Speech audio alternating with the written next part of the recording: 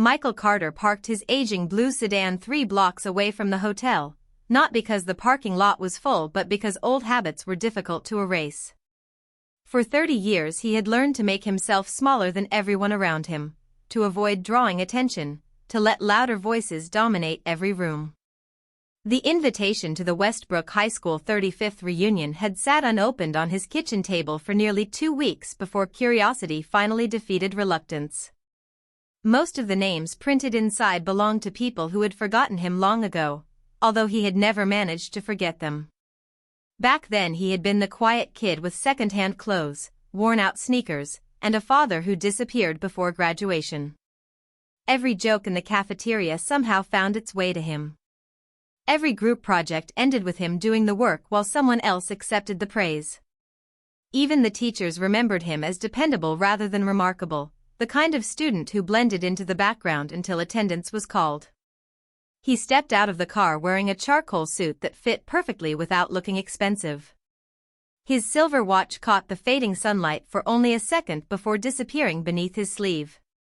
He had no interest in impressing anyone. Success had taught him that the people desperate to display wealth were often the ones trying hardest to convince themselves they mattered. As he approached the grand entrance, laughter echoed through the open doors.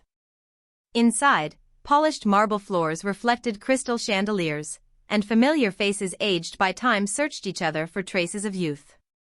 Some had gained confidence, others had lost it, but the invisible hierarchy from high school seemed strangely intact. Before he could reach the registration table, a voice stopped him.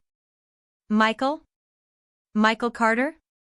He turned to see Jason Holloway, still broad-shouldered, still wearing the confident grin that had once terrified half the freshmen. Jason's hair had thinned, but his swagger remained untouched. "I almost didn't recognize you," Jason said while looking Michael up and down. "You haven't changed much." Michael smiled politely. "Good to see you too."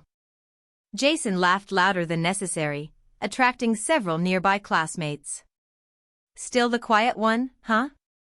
I figured you'd be living somewhere in the woods by now." A few people chuckled. Michael simply nodded. There was no anger in his expression, only patience. Years earlier those comments would have burned into his memory for weeks. Now they barely slowed his heartbeat. At the registration table, a volunteer handed him a name badge. Beneath his name was a blank line labeled occupation. Most guests had written lawyer, dentist, realtor, engineer, or retired. Michael left his blank. The volunteer looked puzzled. "You forgot your job title." "No," Michael answered gently. "I left it blank on purpose." She shrugged and handed him the badge.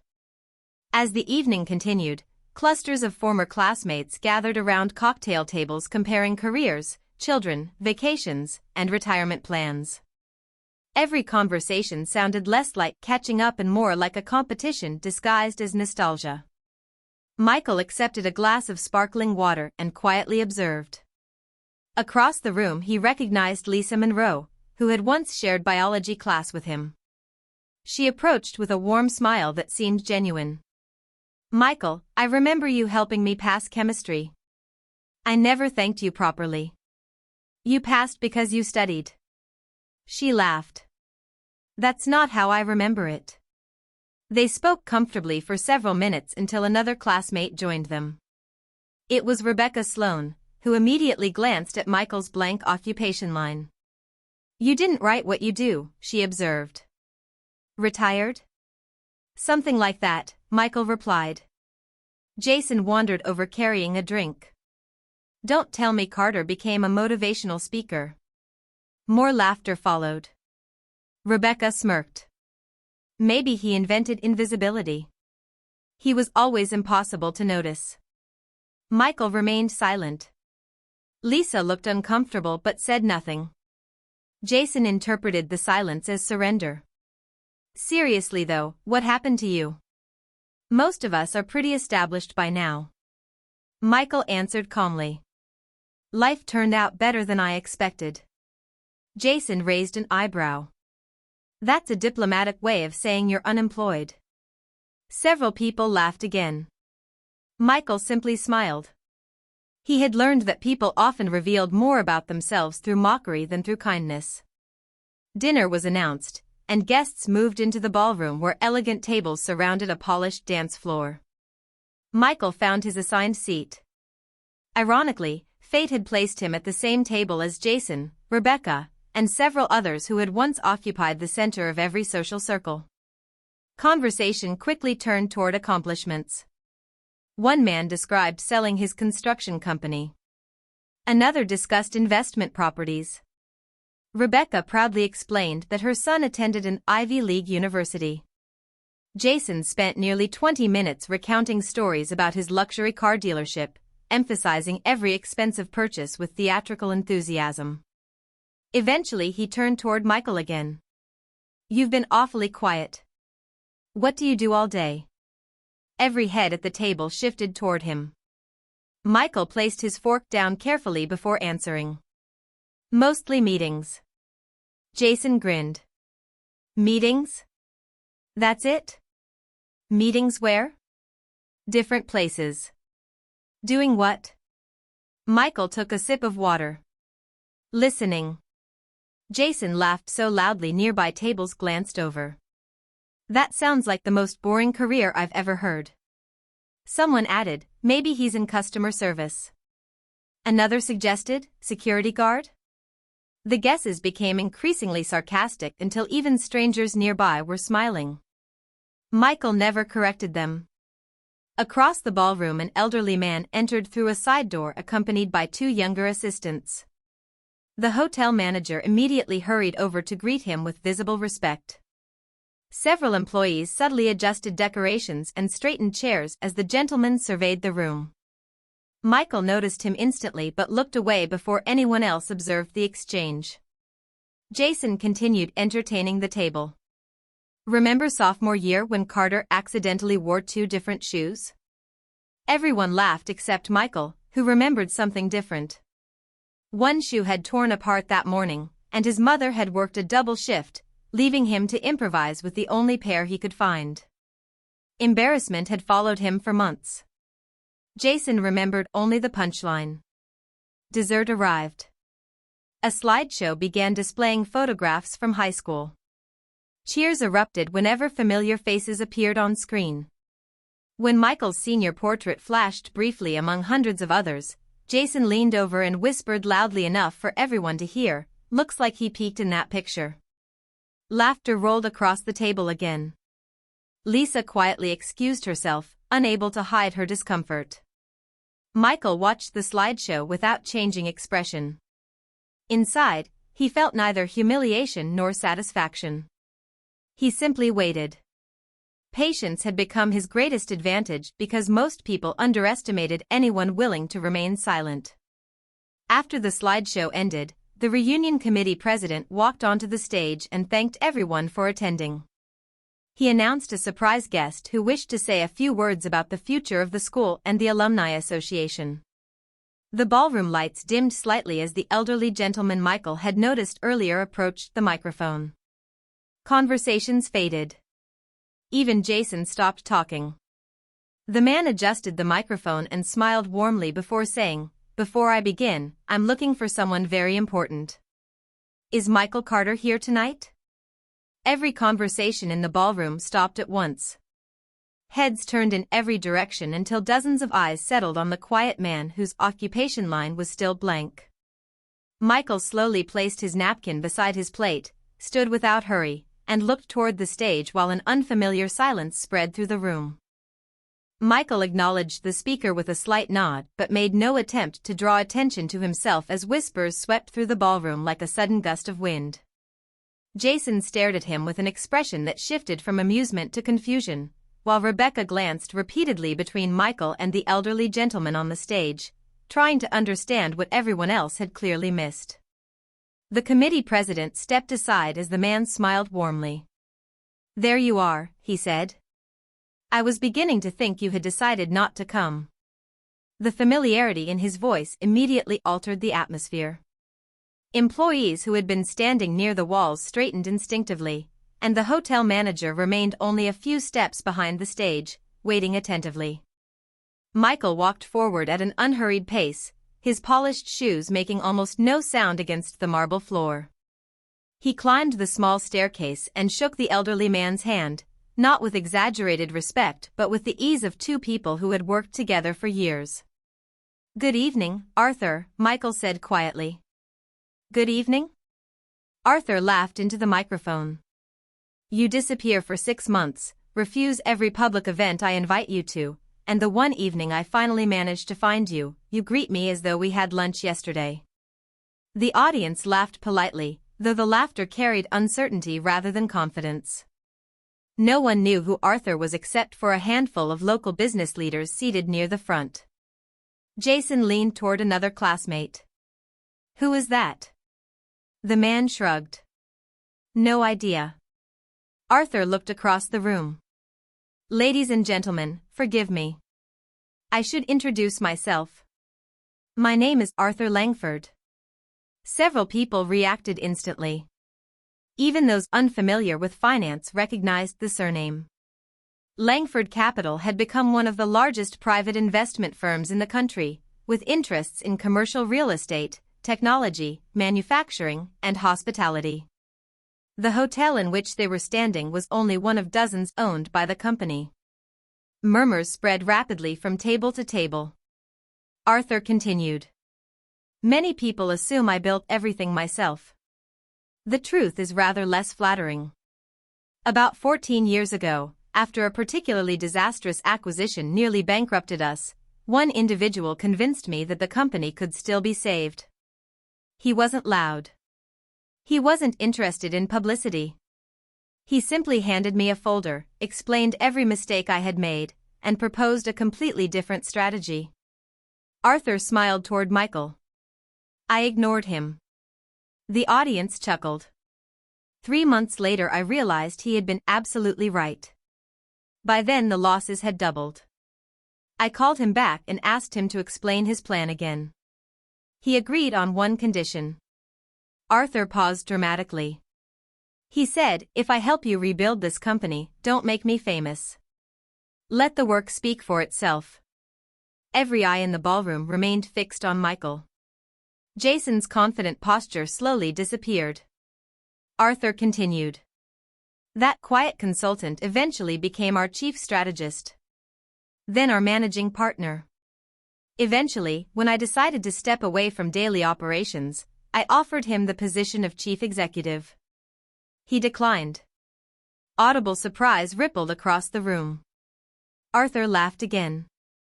"Twice, actually. So instead, I convinced him to become something far more valuable." He turned toward Michael. "Would you mind telling them?" Michael sighed almost imperceptibly before facing the audience. "I'm chairman of the board." Silence followed. Not polite silence. Genuine disbelief. The words seemed too simple to process. Jason blinked several times, convinced he had misunderstood. Rebecca actually laughed once before realizing no one else had. Arthur nodded. "Not only chairman. He also happens to be the largest individual shareholder in Langford Capital after purchasing significant equity over the past decade." Gasps spread throughout the ballroom.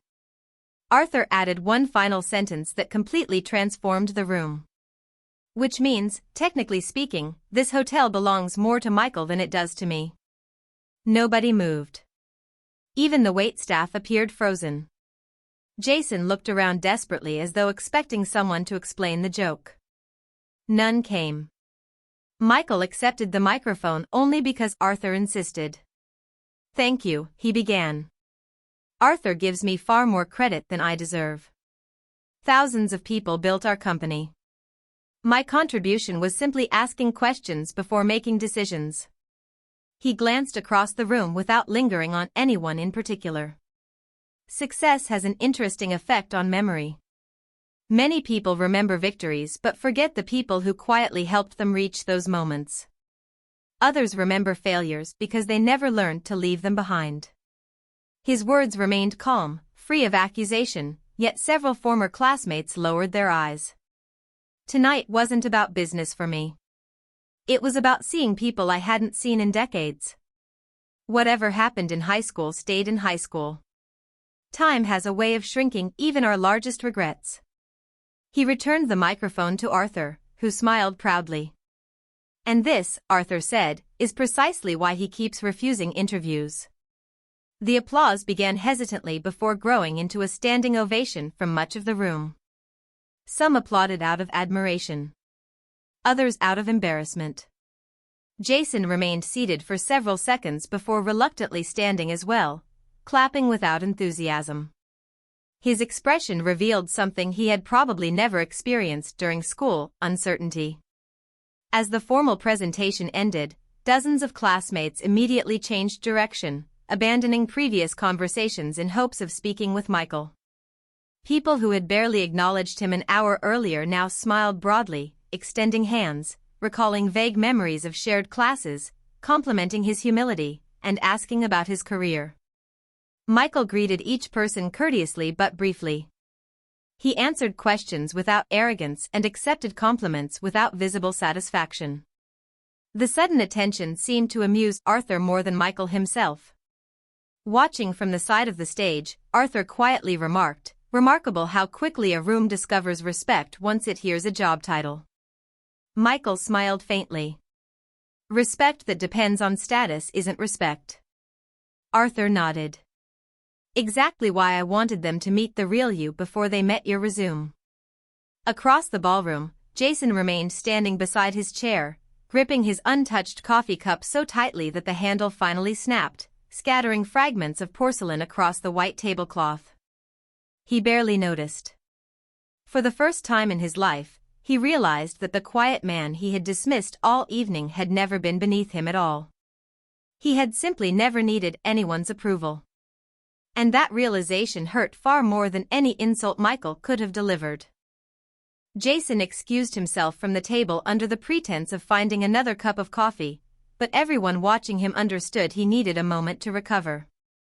His confidence, carefully maintained throughout the evening, had cracked in front of the very audience he had spent decades trying to impress. Meanwhile, Michael resumed speaking with former classmates who approached him one after another. Some offered sincere congratulations. Others attempted to rewrite history. "I always knew you'd do well," one man insisted. Another smiled awkwardly and said, "We were all just kids back then." Michael answered each comment with the same calm courtesy, never arguing, never correcting exaggerated memories, and never pretending the past had been different than it was. He understood that people often edited their own history long before trying to edit someone else's. Arthur eventually stepped away to greet several local business leaders, leaving Michael alone for the first time in nearly 20 minutes. That was when Lisa approached him again.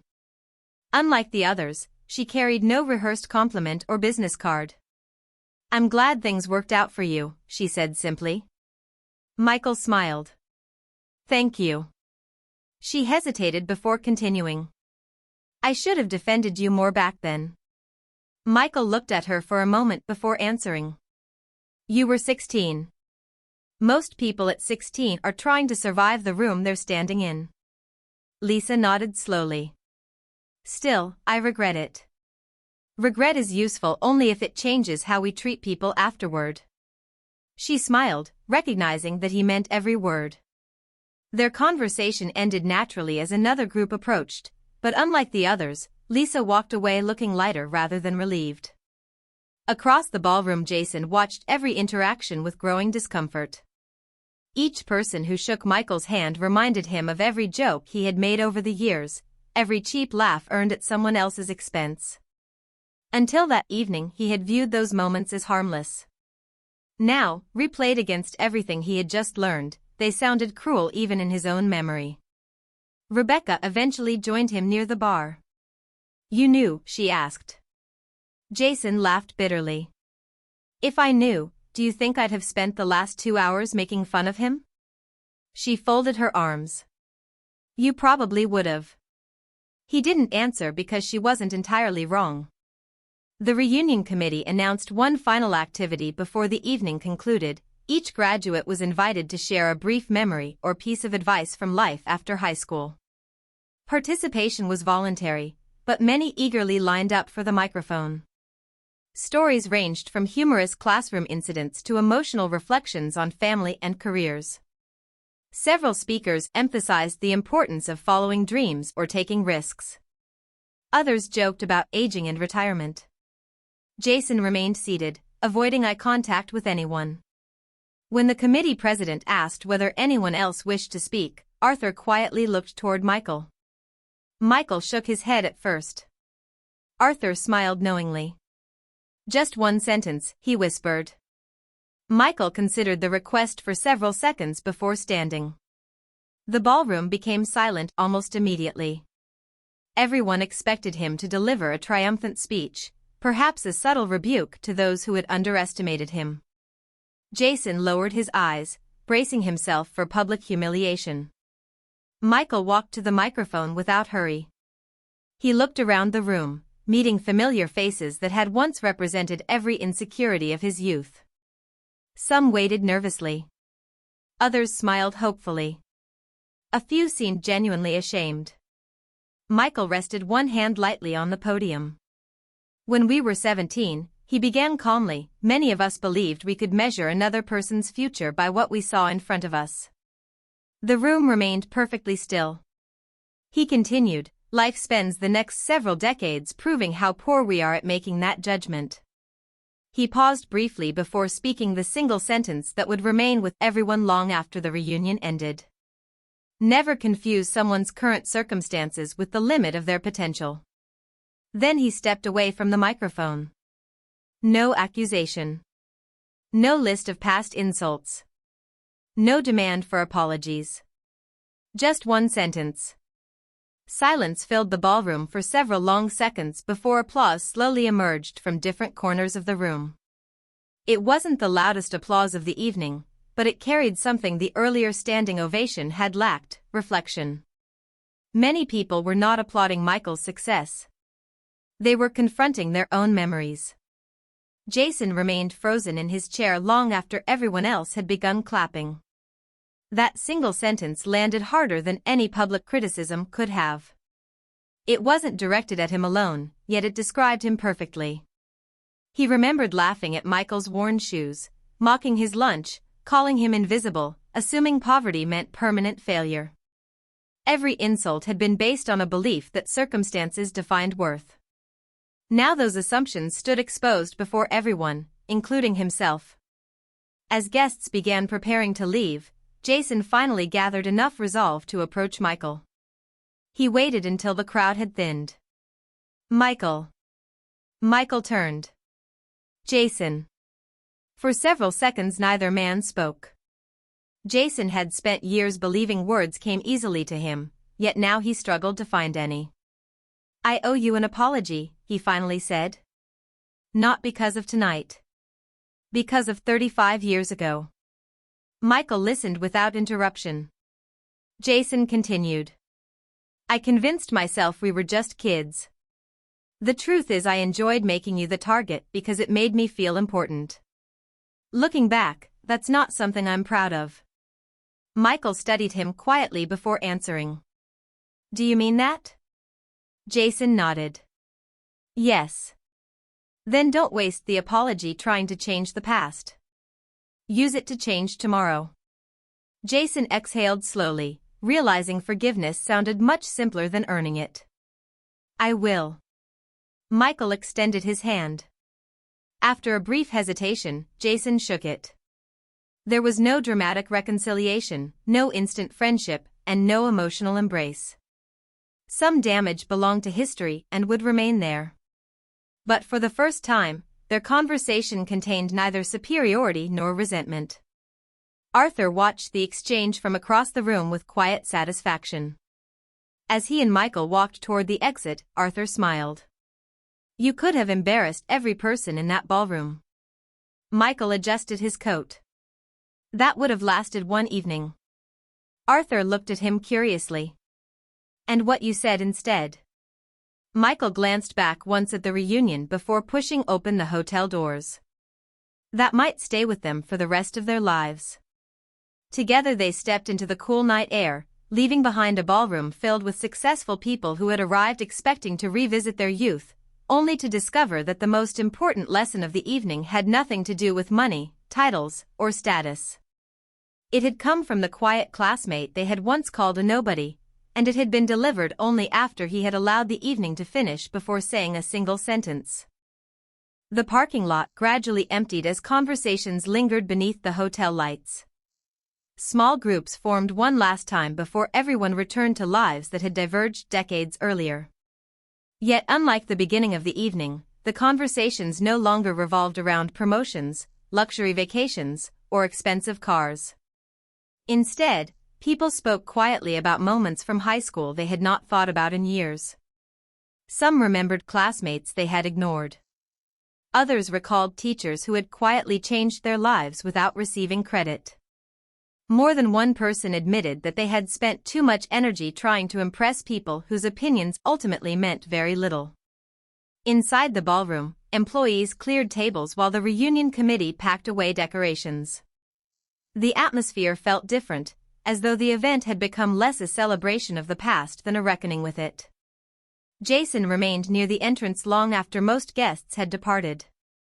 He watched Michael's sedan disappear into the distance instead of the luxury vehicles surrounding it. The contrast struck him. A man who could have arrived in any exotic sports car had chosen the same kind of modest entrance that allowed everyone else to underestimate him. For the first time, Jason wondered whether Michael had known exactly how the evening would unfold. The next Monday morning Jason walked into his dealership with a perspective he had never possessed before. He noticed the young receptionist whom he rarely greeted. He thanked the janitor by name for the first time in years. During a sales meeting he interrupted a manager who was ridiculing a new employee and instead asked the young salesman to finish his presentation without interruption. The staff exchanged surprised glances. Small changes accumulated throughout the week. They were not dramatic enough to erase decades of arrogance, but they marked the beginning of something unfamiliar: humility. Elsewhere, Rebecca found herself calling an old coworker she had unfairly blamed years earlier. Another classmate established a scholarship fund at the local high school for students from low-income families. Lisa volunteered to mentor first-generation college applicants. None of these actions made headlines. None were announced on social media. Yet they represented the kind of change Michael had always believed mattered more than public gestures. Arthur invited Michael to lunch several days after the reunion. They sat in a quiet corner of a downtown restaurant overlooking the river. Arthur set his coffee aside and smiled. "I've received 15 emails from your former classmates this week." Michael raised an eyebrow. "Complaints?" Arthur laughed. "Quite the opposite. Half of them wanted to apologize for how they treated you. The other half wanted to know if you were accepting speaking engagements." Michael shook his head. "I'm not interested." "I knew you'd say that." Arthur slid a folder across the table. "Then perhaps you'll be interested in this instead." Michael opened the folder and examined the proposal. It outlined the creation of a national scholarship and mentorship foundation dedicated to students who had overcome financial hardship, bullying, or social isolation. Arthur watched silently while Michael read every page. "You drafted this?" Michael asked.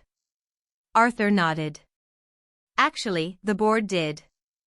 They asked me one question after hearing about the reunion." "Which was?" "If one quiet student could change an entire ballroom with a single sentence, what could happen if thousands of students heard that message before believing the lies people tell them about their worth?" Michael closed the folder thoughtfully. "That's ambitious." Arthur smiled. "So were we when you convinced us to rebuild a failing company?" Several months later the Langford Foundation announced the initiative. Press releases highlighted educational opportunities, leadership programs, and financial support, but they mentioned almost nothing about the personal story that had inspired the project. That omission suited Michael perfectly. He insisted the focus remain on the students rather than on him. During the Foundation's first annual gathering, hundreds of scholarship recipients filled an auditorium. Many came from backgrounds remarkably similar to Michael's decades earlier. Some had grown up in foster care. Others had experienced homelessness, discrimination, or relentless bullying. Each carried invisible burdens that outsiders rarely recognized. Michael stood behind the podium wearing the same understated style that had characterized him throughout his career. He looked across the audience and saw not victims but possibility. "People will sometimes decide who you are before they know your name," he began. "They may judge your clothes, your accent, your family, your neighborhood, your failures, or your bank account. They may even convince you to adopt their opinion of yourself. Never allow temporary circumstances to become a permanent identity." The students listened intently. Character grows quietly. Competence develops privately. Integrity is usually invisible until the moment it matters most. If someone underestimates you, let them. Your responsibility is not to manage their expectations. Your responsibility is to keep improving until their opinion becomes irrelevant. The audience rose in sustained applause. Unlike the applause at the reunion, this one carried no embarrassment and no regret. It reflected hope. Months later, a framed photograph from the reunion appeared in the hallway of Langford Capital headquarters. It showed hundreds of smiling graduates gathered beneath the ballroom chandelier. Visitors occasionally asked why such an ordinary picture occupied such a prominent location among awards and corporate achievements. Arthur always answered with the same story. "Most people see a class reunion. I see the night an entire room was reminded that success isn't measured by how loudly someone announces it, but by how quietly they carry it." Michael never commented on the photograph. Every morning he passed it on his way to the boardroom without slowing his pace. He had never attended the reunion to prove anyone wrong. He had attended because enough time had passed that he no longer needed to. Years later, when another reunion invitation arrived in the mail, he opened it immediately instead of leaving it untouched on the kitchen table. This time he smiled before placing it on the calendar. Whether he attended or not no longer mattered. The lesson from that evening had already reached everyone who needed to hear it. The people who once called him a nobody had spent decades believing that confidence came from standing above others. They left the reunion understanding that real confidence requires no audience, no applause, and no announcement. It simply waits, does the work, and allows time to reveal the truth. And in the end, the most unforgettable act of revenge was not exposing those who underestimated him. It was becoming so accomplished, so disciplined, and so secure in his own character that he no longer required revenge at all. The evening had belonged to those who mocked him at the beginning, but history remembered only the man who quietly let them finish before changing every one of their lives with a single sentence.